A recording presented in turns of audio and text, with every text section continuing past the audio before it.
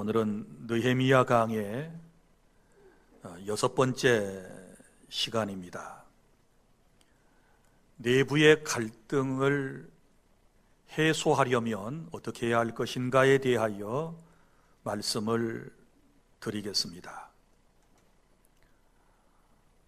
우리 사람이 살아가는 이 세상에는 어느 시대, 어느 공동체에나 갈등과 그리고 불평등이라고 하는 것이 있습니다. 그리고 사회의 불평등이라고 하는 것은 완전히 해소될 수가 없는 것입니다. 사회적 갈등과 불평등이 생기는 이유는 사람의 능력이 각각 다르고 또 환경이 다르기 때문이며, 근본적으로는 죄로 인한 인간의 탐욕이 인간을 이기적으로 만들었기 때문에 이런 문제가 생기는 것입니다. 고대 사회로부터 현대에 이르기까지 많은 계층의 사람들이 특별히 사회적 불평등을 해소하기 위해서 여러 제도들을 만들었고 갖은 노력을 다했지만 아직도 우리 사회에는 불평등이 있는 것이고, 또 많은 사람들은 그 가운데 원망하며 살아가고 있는 것입니다. 그럼에도 불구하고 우리는 이 불평등 해소를 위해서 끊임없이 노력해야 할 책무가 우리 그리스도인들에게 있고, 우리 사회 구성원으로서의 책무가 있다는 사실을 여러분이 아셔야 하는 것입니다. 오늘 말씀에 보면 느헤미야가 유다의 총독으로 부임해서 예루살렘 성벽 재건 공사를 마친 후 유다 사회에 생긴 문제, 즉 내부의 갈등의 문제를 느헤미야가 지혜롭게 해결해 나가는 말씀을 볼 수 있습니다. 사랑하는 성도 여러분, 내부의 갈등 문제를 해결해 나가려면 우리가 어떻게 해야 할까요? 첫째는 오늘 본문 1절부터 5절까지의 말씀을 통해서 주님이 우리에게 주신 말씀, 이 사회의 문제를 바로 아는 것이 중요합니다. 왜 이런 문제가 생겼는가? 이 갈등의 원인이 무엇인가를 찾아내는 작업이 먼저 있어야 우리가 모든 문제를 해소해 나갈 수 있는 것입니다. 오늘 말씀에 보면 그때에 이렇게 본문이 시작되고 있는데, 이 문제가 발생한 그때는 예루살렘 성 중건 공사가 완료되고 약 12년이라고 하는 세월이 흘렀을 때 일어났던 일입니다. 그리고 5장의 말씀은 바로 예전에 있었던 사건을 삽입하는 삽입장이라고 여러분들이 이해를 하시면 좋겠습니다. 자, 한마디로 말하면 여기 이 사회의, 유다 사회의 갈등 문제는 부한자와 가난한 사람들 사이의 빈부의 격차로 인한 갈등이었습니다. 이것 때문에 그들의 사회가 매우 어려웠었고 사람들은 원망으로 가득 차 있었다라고 하는 것을 우리 본문을 통해서 깨닫게 되는데, 자, 1절 보면 그때 백성들이 그들의 아내와 함께 크게 부르짖었다 그랬는데, 여기 백성들이 그들의 아내와 함께 그랬는데 이 사람들은 가난한 사람들을 의미하는 것이고, 그들의 형제인 유다 사람들을 원망했다고 했는데 바로 여기 유다 사람들로 지칭이 된 사람들은 부요한 사람들을 의미하고, 구체적으로 말하면 귀족과 그리고 민장들을 말하고 있는 것입니다.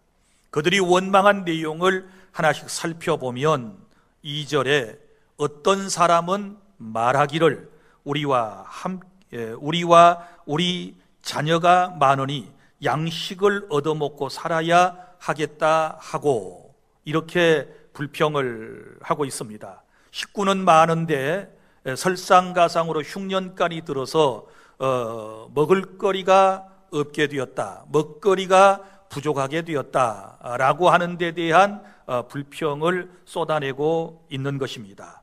그 다음에 3절에 보면 어떤 사람은 말하기를 우리가 밭과 포도원과 집이라도 저당 잡히고 이 흉년에 곡식을 얻자 하고, 곡식이 없기 때문에, 양식이 없기 때문에 밭과 포도원이라도 집이라도 저당을 잡히고 양식을 얻어먹어야 할 형편이기 때문에 지금 원망하고 있는 것입니다.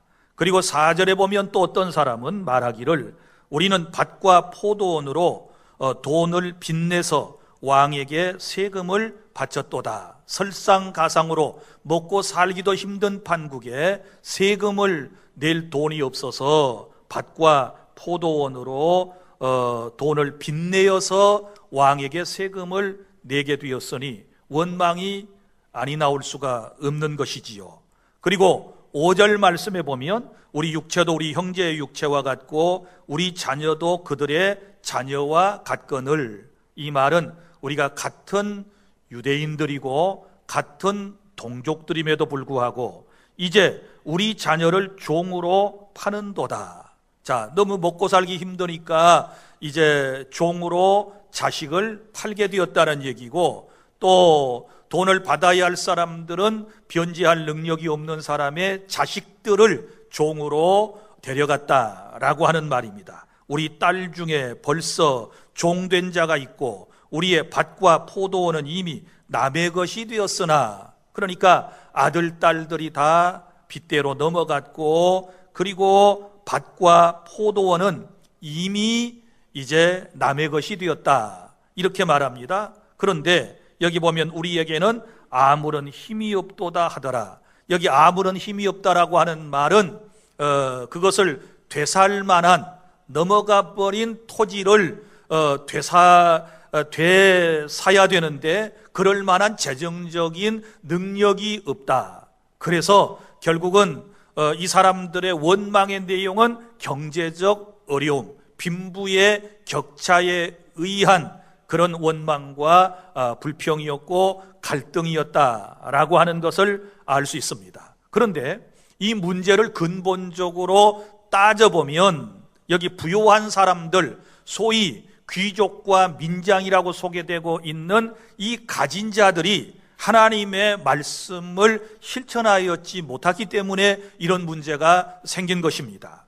아무리 사회가 어렵고 경제적으로 궁핍이 있다 할지라도 이스라엘 사람들이 하나님의 말씀대로 그들이 살았더라면 이런 문제가 그들의 공동체 안에서 발생하지 않았을 것입니다. 자, 우리 성경을 보면 이렇게 말씀이 나옵니다. 레위기 25장을 찾아보시기를 바랍니다. 레위기 25장 35절부터 37절까지 말씀을 보면 내 형제가 가난하게 되어 빈손으로 내 곁에 있거든 너는 그를 도와, 이랬거든요. 가난한 형제가 있으면 부요한 사람은 그를 도와야 한다고 말씀을 했고, 거류민이나 동거인처럼 너와 함께 생활하게 하되, 어려운 사람과 함께 생활하도록 명령을 하셨고, 또 36절 너는 그에게 이자를 받지 말고, 가난한 사람이 돈을 빌리러 오잖아요. 그러면 빌려주지만 이자를 받지 말고 내 하나님을 경외하여 내 형제와 함께 생활하라, 이렇게 말씀을 하셨지 않았습니까? 자, 어렵다고 해서 신앙이 포기되거나 이래서는 안 되고, 어려운 형제를 잘 도와서 하나님을 함께 섬기며 함께 생활하여라, 이렇게 말씀을 했고, 37절 보십시오. 너는 그에게 이자를 이유하여 돈을 꾸어주지 말고. 자, 돈을 어려운 사람이 빌리러 올 수 있지요. 그러면 자기가 가진 것이 있으면 부유한 사람은 반드시 꾸어줘야 합니다. 그런데 이자는 받아서는 안 된다고 말씀을 하고 있습니다. 왜냐하면 이스라엘 한 동포들이기 때문에 그런 것입니다. 그리고 이익을 이유하여 내 양식을 꾸어주지 말라. 자, 양식이 없는 사람이 와서 양식을 꾸어달라고 했을 때에도 그냥 주어야지, 이익을 취득해서는 안 된다라고 율법에 분명히 말씀을 했지 않았습니까? 그리고 39절부터 40절 말씀에 보면 너와 함께 있는 내 형제가 가난하게 되어 내게 몸이 팔리거든 너는 그를 종으로 부리지 말고. 자, 빚을 갚지 못하여 빚대로 이제 율법에도 보면 빚을 못 갚으면 자식을 그 집에 종으로 보낸다든지 아니면 부모가 간다든지 이런 것이 법으로 정해져 있거든요. 그렇다 치더라도 빚을 갚지 못하여 부자의 집으로 종으로 팔려갔다 할지라도 그를 종으로 부려서는 안 된다. 왜? 같은 종족이니까, 같은 공동체이니까 종으로 부리지 말고. 그럼 어떻게 해야 됩니까? 품꾼이나 동거인과 같이 함께 있게 하여 종으로 취급하는 게 아니고 품꾼처럼 그리고 동거인처럼 생각을 하고 함께 있게 하여 휘년까지 너를 섬기게 하라, 이렇게 말씀을 했는데, 여기 휘년이라고 하는 것은 이스라엘 사람들에게 50년마다 한 번씩 돌아오는 것을 휘년이라고 그래요. 그래서 이때가 되면 해방의 해, 기쁨의 해라고 말씀을 이제 여러분들에게 드렸습니다. 그래서 이 기쁨의 해가 되면 종들도 다 자기 집으로 그냥 돌려보내도록 율법에 명시를 하고 있는 것입니다. 그런데 오늘 여기 이제 문제가 된 것은 이 부요한 사람들이 이러한 하나님의 말씀을 불순종했다는 거예요. 이런 하나님의 말씀이 있다는 것을 알고 있었으면 이 말씀대로 모두가 지금 함께 어려울 때에 좀 더 많이 가진 사람이, 부요한 귀족들과 민장들이 가난한 사람들을 사랑으로 보살펴주고 긍휼을 베풀어서 도와주었어야 하는데 그렇게 하지 못한 것 때문에 이 공동체 안에 문제가 생겼다라고 하는 것을 알 수 있습니다. 그러므로 사랑하는 성도 여러분, 우리가 내부의 갈등을 해소하려면, 그 문제를 해결하려면 문제의 원인을 정확하게 인지하는 것이 중요해요. 대부분의 모든 문제는 우리 그리스도인들이 하나님의 말씀대로, 하나님이 명하신 대로 살지 않았기 때문에 이런 문제가 발생하는 것이 아니겠습니까? 남에게 어떤 책임이나 전가시킬 것이 아니고 하나님의 말씀 앞에서 우리 자신을 비춰보면서 이 문제의 근본적인 이유는 바로 우리가 하나님의 말씀을 삶의 현장에서 실천에 옮기지 못했기 때문에 생겨졌다라고 하는 것을 아는 것에서부터 모든 문제 해결이 시작된다는 것을 여러분이 기억하시기를 바랍니다. 그 다음에 둘째로, 우리가 내부적 갈등을 해소하려면 이제 문제를 알았으면 이것을 구체적으로 이제 해결해 나가야 되는데 6절부터 13절까지 말씀해 보면 이 해결해 나가는 방법이 나와요. 한마디로 표현하면 말씀을 전하고 그 말씀으로 은혜 받고 어려운 이웃에 대하여 관심을 갖고 그리고 관심 갖는 것으로 끝나는 게 아니고 사랑을 실천하면 모든 갈등의 문제가 해소될 줄로 믿으시기를 바랍니다. 여기 느헤미야는 공동체 내부의 문제를 해결하기 위해서 6절부터 13절에서 이렇게 하나씩 풀어가고 있습니다. 첫째는 6절부터 9절, 8절까지 말씀, 그들에게 책망을 합니다. 그들의 잘못을 먼저 지적을 하는 것을 볼 수 있습니다. 6절, 내가 백성의 부르짖음과, 이 부르짖음은 어떤 부르짖음입니까? 가난한 사람들의 부르짖음, 먹고 사는 이 양식 문제 때문에 부르짖음, 세금 때문에 부르짖음, 그리고 같은 동족들에게 어려움을 당하고 있는 이 부르짖음이에요. 자, 이런 말을 듣고 크게 노하였으니, 크게 노하였어요. 누가? 느헤미야 총독이 노했다 그 말이에요. 화가 났다는 것을 지금 말하고 있지 않습니까? 그런데 이 화는 일반적으로 내는 화와 다른 거예요. 이 분노는 의분이라고 그래요. 이스라엘 백성들 가운데서 많이 가진 귀족들과 민장들이 하나님의 말씀을 실천하지 못하여 생긴 이 일에 대하여 지금 크게 분노하고 있는 것이지요.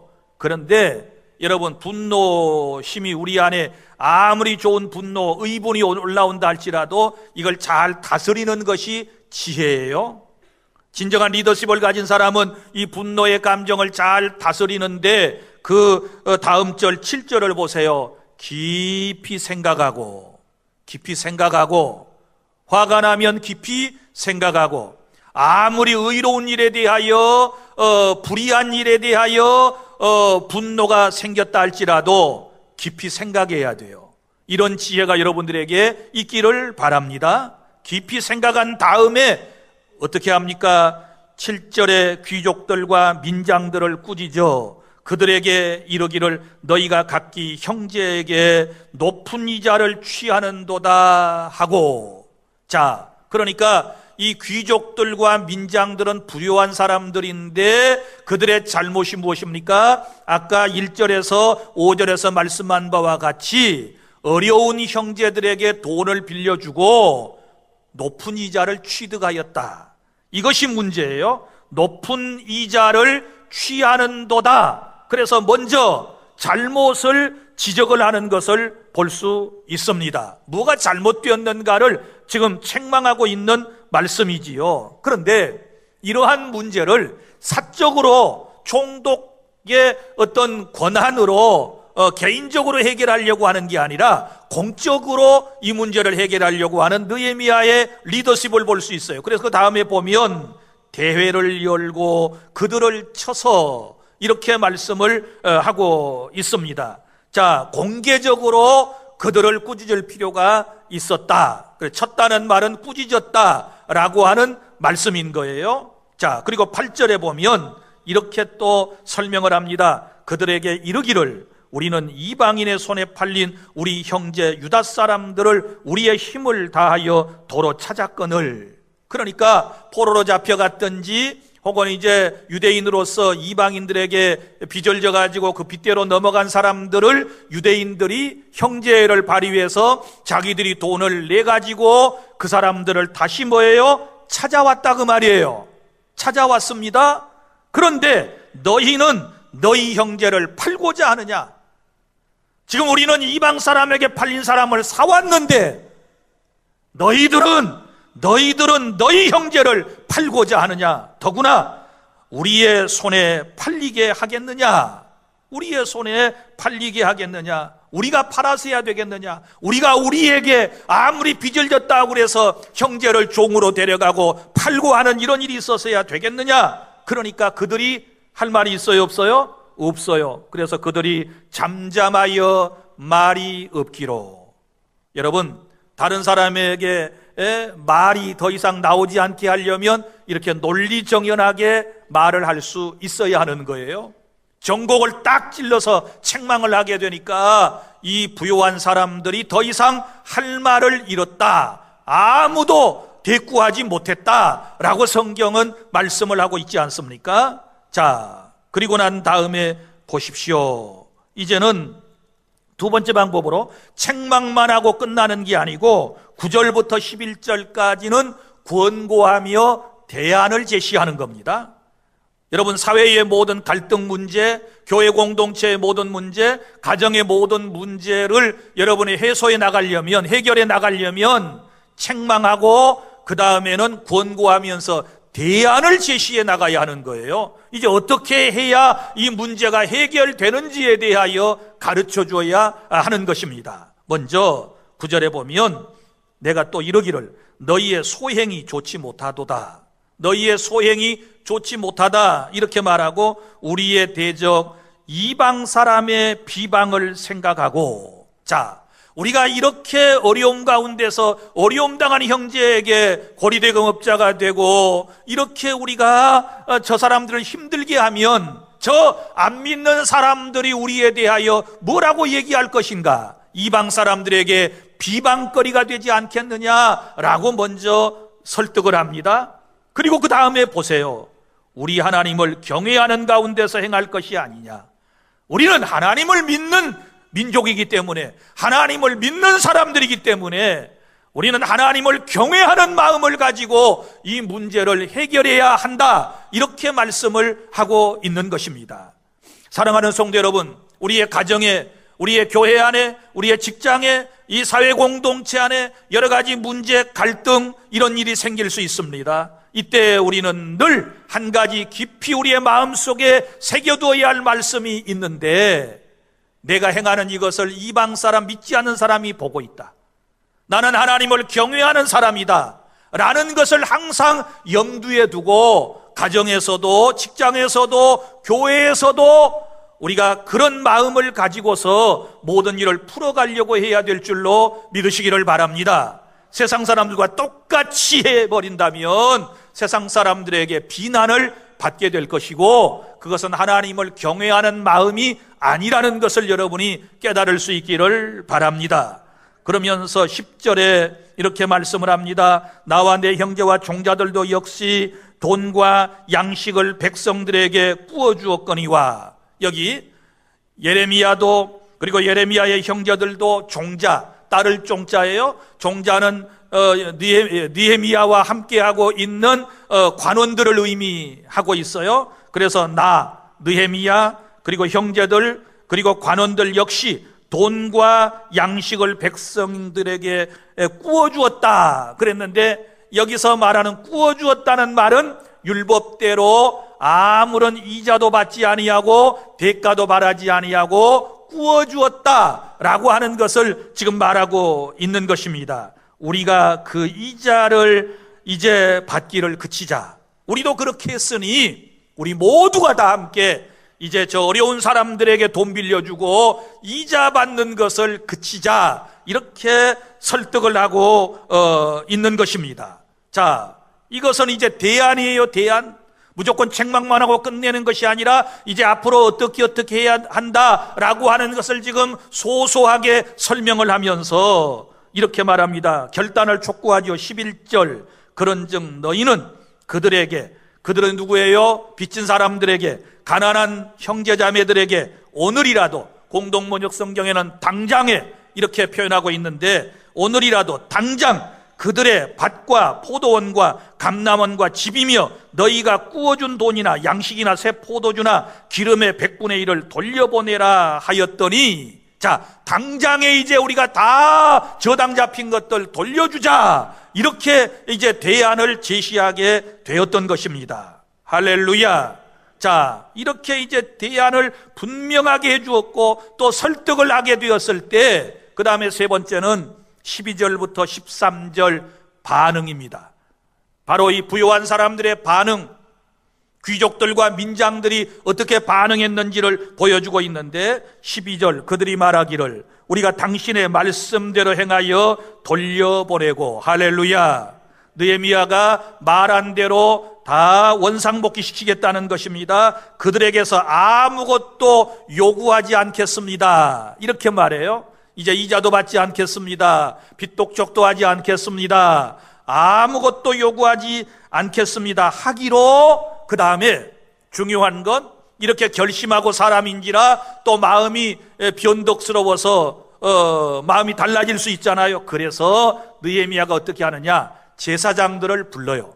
제사장들을 부른 다음에 그 제사장들 앞에서 맹세를 하도록 하는 것입니다. 내가 제사장들을 불러 그들에게 그 말대로 행하겠다고 맹세하게 하고, 그래서 다짐한 바를 맹세하게 하고, 그 다음에 또 13절에 보세요. 아주 중요한 표현이 나옵니다. 내가 옷자락을 털며 이르기를. 자, 이스라엘 사람들의 옷자락은 도포처럼 생긴 것이고 통으로 생긴 것이어서 이렇게 치마처럼 생겼지요. 그래서 이제 주머니가 특별히 그렇게 없어요. 그래서 항상 치마폭 같은 데다가 이렇게 찢겨 올려가지고 뭘 넣어요. 그래서 싸서 가기도 하고 옮기기도 하고 그러는데, 이걸 이제 이렇게 붙들었다가 툴 털어버리는 거예요. 그런 지금 표현을 하고 있는 것입니다. 내가 옷자락을 털며 이르기를 이 말대로 행하지 아니하는 자는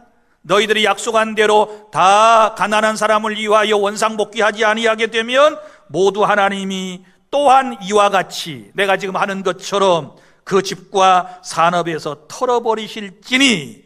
자, 치마에 담긴 것을 털어버리듯이 그는 곧 이렇게 털려서 빈손이 될지로다 하매. 그 무슨 말이에요? 결국 너희들은 다 하나님 앞에 털리는 인생이 돼. 말씀대로 살지 아니하면 마음에 결심한 바를 제사장 앞에서 맹세했는데 그대로 행하지 아니하게 되면 너희들에게 이런 털리는 일이 있을 거야. 너희들 빈손 인생이 돼. 너희들 지금은 잘 먹고 잘 살지만 내가 다 털어버리면, 이렇게 털듯이 다 털어버리면 너희들 아무것도 없는 빈손 인생이 될 거야 라고 얘기를 했을 때 그들의 반응이 나와요. 반응을 볼까요? 여기 말씀 13절 하반절에 회중이, 시작, 회중이 다 아멘하고 여호와를 찬송하고 그들이 그 말한 대로 행하였느니라. 할렐루야. 자, 회중이 다 뭐하고? 아멘하고. 아멘하고. 여러분, 말씀을 잘 듣고 난 이후에는 아멘 하셔야 돼요. 아멘. 지금 여러분이 다 마스크를 착용하고 있기 때문에 여러분의 아멘 소리가 잘 안 들려요. 지금보다 더 훨씬 크게 아멘을 하셔야 돼요. 침이 튀기지 않을 범위에서 아멘을 하고, 말씀을 듣고 결심했으면 아멘 하고 하나님 앞에 찬송을 돌려야 될 줄로 믿으시기를 바랍니다. 그래서 아멘이 회복될 수 있기를 바랍니다. 자, 그러면 아멘하고 끝나버리는 삶이 있어요. 교회 와서 아멘 아멘 잘해놓고 집에 돌아가면 안 해버린단 말이지요. 그런데 그 뒤에 말씀을 보세요. 백성들이 그 말한 대로 행하였느니라. 할렐루야. 아멘하고 행동으로 옮겼다라고 말씀을 하고 있습니다. 자, 이렇게 갈등 문제를 해소해 나가는 모습을 다시 한번 정리해 볼까요? 먼저는 공적으로 이 문제를 해결하는데 하나님의 말씀에 근거해서 책망을 하지요. 뭐가 잘못되었는가에 대하여 먼저 얘기를 하고, 그 다음에는 권고하면서 대안을 제시한단 말이죠. 이렇게 합시다. 그랬더니 그 반응이 뭐예요? 아멘하여 순종으로 나타났다. 이렇게 해야 여러분의 가정의 문제, 교회 공동체의 문제, 이 사회의 문제가 해결될 줄로 믿으시기를 바랍니다. 그리고 마지막 단락에 이제 14절부터 19절까지 말씀, 셋째는 지도자부터 솔선수범해야 할 것입니다. 지도자들부터 솔선수범을 해야 된다. 여기 느헤미야는 공동체의 유익을 위하여 자신의 삶을 겸손히 그들에게 고백하고 있는 모습을 볼 수 있는데, 14절, 또한 유다 땅 총독으로 세움을 받은 때 곧 아닥사스다 왕 제20년부터 제32년까지 12년 동안은 나와 내 형제들이 총독의 녹을 먹지 아니하였느니라. 자, 총독이니까 마땅히 녹을 먹어야 되죠. 봉급을 받아야 되지 않겠습니까? 그런데 자기 자신도 형제들도 12년 동안 무보수로 헌신하고 봉사했다라고 말씀을 하고 있어요. 이게 진정한 봉사의 정신이지요. 총독이니까 마땅히 급여를 받아야 되는 거예요. 그런데 사실 그 전에 총독들을 보세요. 15절 보면 나보다 먼저 있었던 총독들은, 이전의 총독들은 어떠했는가? 백성에게서 뭘 가져갔어요? 양식을 빼앗았어요. 이것도 포도주를 빼앗았습니다. 또 은 40세겔을 그들에게서 빼앗았어요. 이전 총독들은. 여기서 말하는 은 40세겔 그랬는데 한 세겔은 노동자의 4일 품삯이에요. 그러니까 40세겔이니까 적어도 석 달 분량의 급료를 빼앗아갔다. 누가? 총독이. 이걸 지금 얘기를 하고 있는 거예요. 또한 이전의 총독들은 어떻겠습니까? 그들의 종자들도, 이 말은 그들의 관원들도 백성들을 압제하였으나, 압제하는 정치를 했습니다. 나는 하나님을 경외함으로, 느헤미야는 하나님을 경외함으로 이같이 행하지 아니하고. 할렐루야. 우리는 이렇게 해서는 안 되는 것입니다. 하나님을 경외하는 크리스찬은 이런 정치를 해서는 안 되는 것입니다. 모든 것을 양보하고 나눠주고 베푸는 정치를 해야 한다는 것을 말씀을 하는데, 16절 보세요. 그러면 어떻게 했느냐? 전 총독하고 지금 비교가 되는 말씀이에요. 16절. 도리어 느헤미야와 그의 관원들은 이 성벽 공사에 힘을 다하며, 성벽 공사에 힘을 다하였다. 지도자들이, 관원들이 앞장서서 힘을 다하여 공사를 했고, 땅을 사지 아니하였고, 어려운 때이니까 여러분 먹고 살기 힘든 사람들이 땅을 처분해서 이제 양식을 사고, 아까 세금도 내고 그런다 그랬잖아요. 그러면 얼마나 헐값에 나오겠어요? 그래서 이때 땅을 사는 사람들이 많이 있다 그 말이지요. 그러면 부자는 더 부자가 되는 거예요. 그런데 느헤미야는 땅을 사지 아니하였고, 내 모든 종자들, 나와 함께 일하는 관원들도 모여서 일을 하였으며, 그러니까 지도자들이 먼저 솔선수범하며 성벽을 재건축하는 일에 열심을 다하였다라고 말씀을 하고, 또 17절에 보세요. 내 상에 있는 유다 사람들과 민장들 150명이 있고, 그 외에도 우리 주위에 있는 이방 족속들 중에서 우리에게 나아온 자들이 있었는데, 그러니까 이 상에서, 먹는 상에서 적어도 450여 명 정도로 추산을 하는 이 사람들이 이제 함께 느헤미야와 먹고 마셨다라고 하는 것을 말씀을 하고 있고요. 18절에 보면 매일 나를 위하여 소 한 마리와 살찐 양 6마리를 준비하며 닭도 많이 준비하고 열흘에 한 번씩은 각종 포도주를 갖추었나니, 비록 이같이 하였을지라도 내가 총독의 녹을 요구하지 아니하였음은.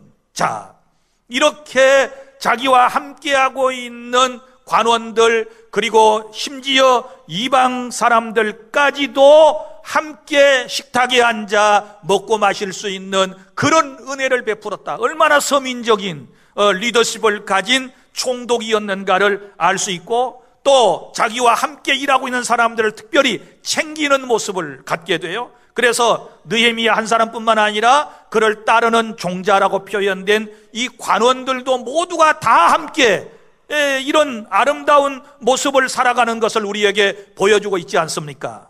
여러분, 수장은 아무리 청렴 결백한 그런 삶을 산다 할지라도 그 수하에 있는 사람들이 엉뚱한 짓을 해버리면 문제가 되는 것 아니겠습니까? 그런데 여기에는 팀워크가 지금 잘 돼 있어요. 느헤미야를 중심으로 하여 그 종자들, 관원들이 팀워크가 잘 되어 있다는 것을 우리에게 보여주고 있고요. 자, 그러면 그렇게 하려면은 뭐가 필요해요? 많은 물질이 필요하겠지요. 소도 잡아야 되고, 많은 사람을 먹이기 위해서 여러 짐승들을 잡았다고 그랬는데, 수백 명이 이렇게 함께 먹고 자고 하려면 많은 돈이 들어갈 터인데, 그럼에도 불구하고 느헤미야는 총독의 녹을 받지 아니했다. 그럼 이걸 공금을 가지고 막 썼다는 얘기로 들려지십니까? 그렇지 않은 거예요. 자, 이거 자기가 할 수 있는 일들을, 그 많은 사람을, 일꾼들을 먹이면서도 자기가 희생을 하면서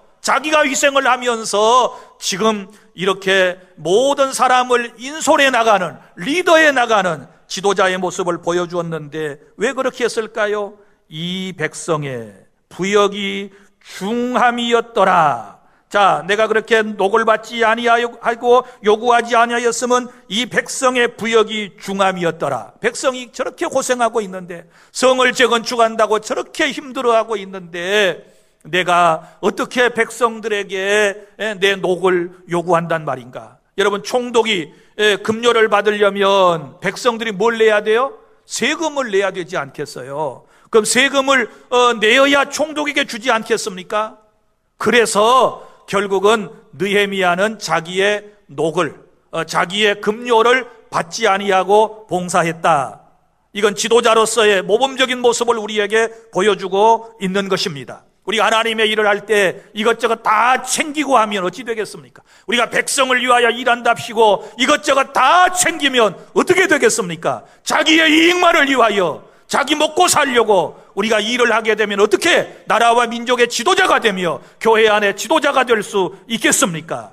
이런 느헤미야의 아름다운 마음을 가져야 여러분, 이 사회의 갈등 문제는 해결될 줄로 믿으시기를 바랍니다. 우리가 대선을, 그리고 또한 지방선거를 통해서 리더를 뽑게 될 터인데, 이런 그 말씀을 들으면서 느헤미야와 같은 리더십을 가진 사람들을 여러분이 뽑아야 될 줄로 믿습니다. 그래야 모든 백성들이 평안한 가운데 행복한 가운데 살아갈 수 있는 줄로 믿으시기를 바랍니다. 그리고 19절은 결론이에요. 내 하나님이여, 기도하는 모습입니다. 결국은 이 모든 사회의 갈등 문제는 기도로 해결되고 기도를 통하여 하나님의 은혜가 임하게 되었을 때 해결된다는 것을 그는 고백하고 있습니다. 내 하나님이여, 내가 이 백성을 위하여 행한 모든 일을 기억하사 내게 은혜를 베푸시옵소서. 아멘. 하나님께서 내게 은혜를 베풀어 주십시오. 이렇게 고백하고 있습니다. 여러분, 유능한 지도자가 되려면 하나님의 은혜가 우리에게 임해야 될 줄로 믿으시기를 바랍니다.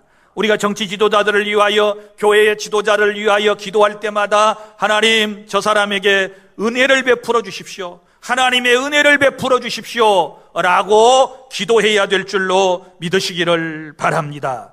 사랑하는 성도 여러분, 결국은 모든 문제는 기도로 시작하여 기도로 문제가 해결될 줄로 믿으시기를 바랍니다. 이제 말씀을 맺습니다.